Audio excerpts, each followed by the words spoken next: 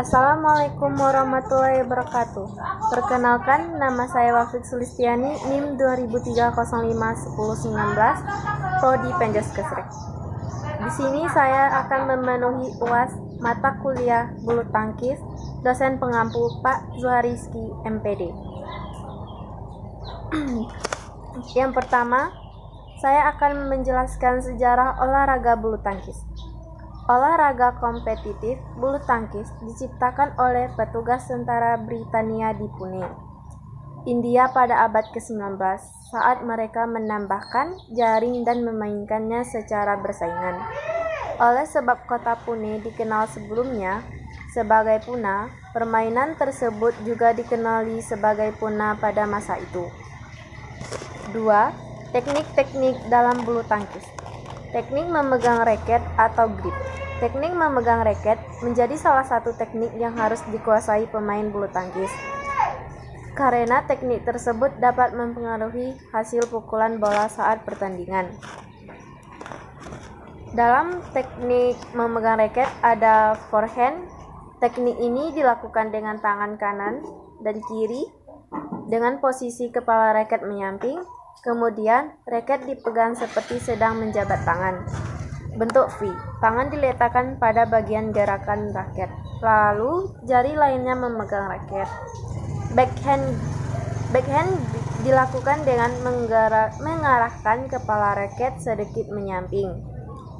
Lalu, ibu jari sedikit terpisah dari keempat jari lain. Sementara itu, keempat jari lain menggenggam raket dengan erat. Teknik pukulan. Dalam permainan bulu tangkis harus memperhatikan teknik pukulan agar dapat memukul bola dengan benar. Teknik yang digunakan adalah forehand. Berikut cara menerapkannya. Pegang raket dengan teknik forehand. Posisi kaki kiri berada di depan, sedangkan kaki kanan di belakang. Condongkan badan sedikit ke arah kanan. Pukul bola dengan menggerakkan bulu ke depan. 3. Teknik gerakan kaki. Tidak hanya tangan, gerakan kaki juga harus lincah ketika bermainan bulu tangkis. Tujuannya agar pemain dapat menghasilkan pukulan yang maksimal di lapangan. Teknik gerakan kaki yang benar dapat dilakukan dengan cara berikut. Tetapkan base atau starting point. Bila diperlukan, mundur maksimal 3 langkah. Bergerak ke kanan kiri maksimal 1 langkah jika diperlukan. Pemain hanya boleh maju maksimal 3 langkah jika diharuskan maju. 4. Posisi badan. Posisi badan ketika tidak memukul bola. Posisi badan bertumpu pada kedua kaki, tekuk lutut, lalu berdiri dengan ujung kaki hingga pinggang tegak. Buka kaki selebar bahu dengan posisi sejajar atau salah satu kaki di depan. Letakkan tangan yang tidak memegang raket di samping badan agar tidak mengganggu gerak. Posisi badan ketika memukul bola. Arahkan posisi badan sedikit menyamping ke arah net. Kaki kiri berada di depan kaki kanan. Posisi badan di belakang kop.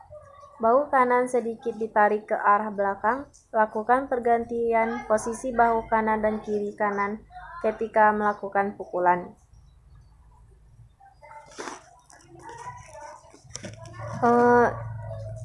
Teknik servis. Teknik servis ada forehand. Teknik forehand terbagi menjadi 2, yaitu forehand pendek dan tinggi. Forehand pendek dilakukan dengan mengayunkan raket dengan tidak terlalu kuat, sedangkan forehand tinggi memerlukan tenaga yang kuat. Backhand service. Backhand service dilakukan dengan mengayunkan raket menggunakan tenaga sedang. Apabila tangan kanan memegang raket, maka kaki kanan harus berada di depan. Begitu juga sebaliknya. Teknik mengembalikan servis. Ada drop shot. Teknik ini bertujuan untuk menyerang pergerakan lawan. Untuk melakukan, pemain dapat memukul dengan sentuhan halus atau sedikit dorongan. Netting menjadi salah satu gerakan yang sulit dalam permainan bulu tangkis. Teknik ini diterapkan dengan melakukan pukulan pelan pada kop, lalu mengarahkan posisi jatuh kop sedekat mungkin dari net. Teknik smash. Smash adalah teknik bulu tangkis yang bertujuan untuk menyerang lawan. Teknik ini dilakukan dengan melakukan lompat tinggi sambil memukul kok ke arah lawan dengan kuat. Teknik overhead. Overhead dilakukan dengan cara yang sama dengan smash, namun overhead tidak memerlukan banyak daya pukul. Drive. Drive menjadi salah satu teknik andalan pemain ganda. Teknik ini dilakukan dengan memukul kok secara cepat dan mendatar. Selanjutnya, tujuan, ide, sarana, dan prasarana olahraga. Tujuan olahraga ini adalah berlomba mengumpulkan poin sebanyak 21 untuk menjaga pemenangnya. Sarana dan prasarananya ada raket pada masa lampau sampai tahun 1970-an masih dikenal raket yang baik ganggang maupun kepalanya. Partai dalam bulu tangkis. Dalam permainan bulu tangkis ini terbagi menjadi beberapa partai permainan seperti tunggal putra, tunggal putri, ganda putra, ganda putri, dan ganda campuran. Lapangan bulu tangkis. Lapangan bulu tangkis cukup sederhana dan mudah dibuat di mana saja, selama tersedia ruangan seluas kira-kira 12 kali 20 meter untuk membuat lapangan di ruang terbuka. Panjang lapangan 13,40 meter, lebar lapangan nomor tunggal 5,18 meter, lebar lapangan nomor ganda 6,1 meter. Tiang dan net. Tiang dan net merupakan bagian tak terpisahkan dari lapangan. Tiang dipasang di bagian luar garis samping yang memisahkan atau dua wilayah. Panjang net 6,10 meter, lebar net 76 cm, tinggi net 1,55 meter, dan lebar pita atas 3,8 cm. Sepatu dan pakaian. Karena pemain dituntut cepat dan lincah di atas lapangan, maka para pemain membutuhkan pijakan kuat di lapangan agar lebih maksimal performa di lapangan. Sepatu bulu tangkis membutuhkan sol karet untuk cengkraman atau pijakan yang kuat, dinding sisi yang bertulang. Peraturan bulu tangkis lama dan baru. Dalam peraturan lama, maksimum poin adalah 15 untuk putra dan 11 untuk putri, dan total set yang harus diselesaikan adalah 5 set untuk satu game dengan sistem best of 5. Sedangkan untuk mendapatkan poin, seorang pemain harus mendapatkan kesempatan untuk serve terlebih dahulu. Kini, maksimum poin sama antara putri dan putra yaitu 21 dengan sistem best of 3. Lalu, untuk mendapatkan poin, kini pemain tak harus mendapatkan kesempatan untuk melakukan survei terlebih dahulu. Turnamen resmi dalam olahraga.